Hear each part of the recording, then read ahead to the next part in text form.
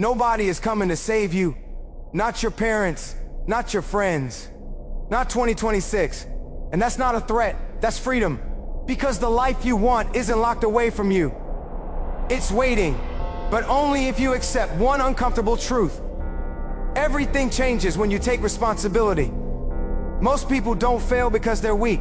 They fail because they keep getting ready to start, getting ready to change, getting ready to become someone else. And year after year passes.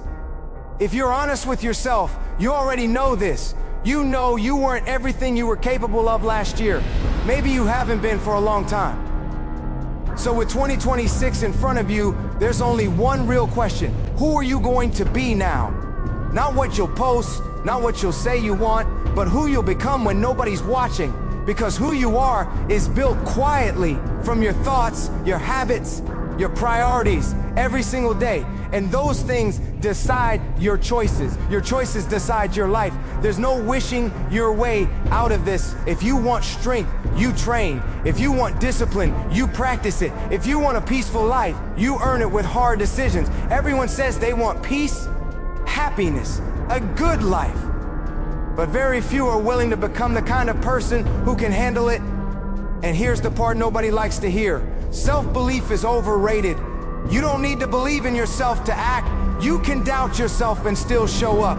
You can feel unworthy and still work. You can be afraid and still move forward. Belief comes after evidence. You act first. You show up again. You prove something to yourself.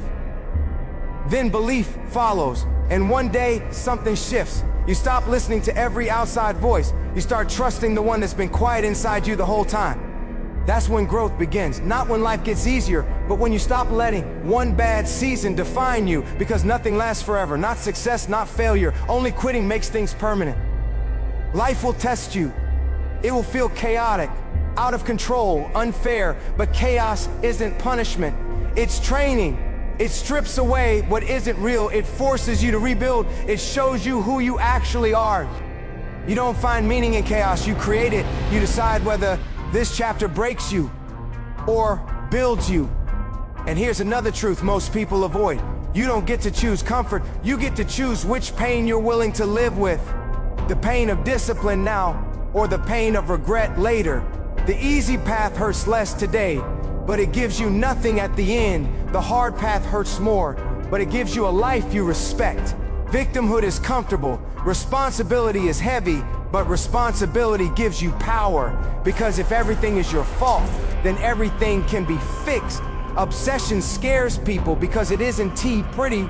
It lives in sleepless nights, in details, in discomfort. But obsession is where results are born. And don't confuse fear with doubt. Fear means something matters. Doubt is the enemy you created. Fear can push you forward. Doubt freezes you. So let fear work for you. Be more afraid of staying the same than trying and failing. You don't need perfection. You need progress. Waiting for the perfect moment is how people waste their lives. Start messy, start unsure, start tired.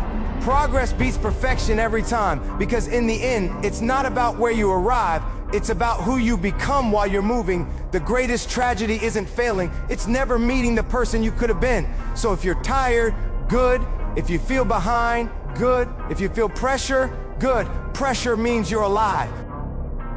This is your moment to reset, to restart, to refocus, not with motivation, but with responsibility, not with noise, but with action. 2026 doesn't need a new version of you. It needs the honest one, the disciplined one, the consistent one, the one who stops waiting. So ask yourself, which voice will you listen to? The one that keeps you small, or the one that demands more? Because this is your life, and it's time you treated it like it matters.